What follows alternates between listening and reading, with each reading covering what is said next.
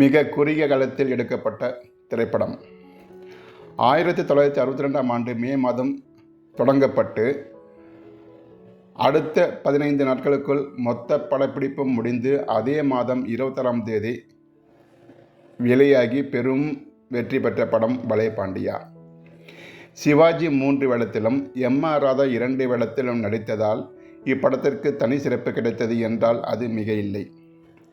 மாமா மாப்ளே என்று சிவாஜியும் எம்.ஆர். ராதாவும் பாடும் நீயே உனக்கு என்றும் நிகரானவன் என்ற பாடல், அதில் நடித்த இருவரை தாண்டி பாடிய டி.எம். சௌந்தரராஜன், இசையமைத்த மெல்லிசை மன்னர்கள் விஸ்வநாதன், ராமமூர்த்தி, பாடலை எழுதிய கண்ணதாசன், இப்படத்தை குறுகிய காலத்தில் உருவாக்கிய பி.ஆர். பந்துலு ஆகிய அனைவருக்கும் பொருந்தும்.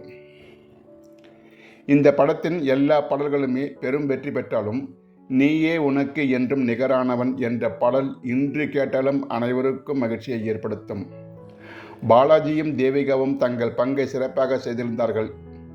சிவாஜி, எம்.ஜி.ஆர். ஆகிய கலைஞர்களின் நடிப்பு பசிக்கு இப்படம் சரியான தீனி போட்டது என்றே கூறலாம். இளைஞனான பாண்டியன் அன்னியின் கொடுமை தாழாமல் தற்கொலைக்கு முயல்கிறான். அவனை கபாலி காப்பாற்றுகிறான். இன்சூரன்ஸ் பணத்துக்காக கபாலியும் மருதுவும் சேர்ந்து பாண்டியனை துன்புறுத்துகின்றனர். பாண்டியனை கொன்றுவிட்டு இன்சூரன்ஸ் பணத்தை தாங்கள் அடைய முயற்சிக்கின்றனர். பாண்டியனும் பணக்கார வியாபாரி அமிர்தலிங்கத்தின் மகள் கீதாவும் காதலிக்கின்றனர். கொலை முயற்சியில் பாண்டியன் தப்பித்தானா, கீதாவும் பாண்டியனும் இணைந்தார்களா என்பதே மீதி கதை.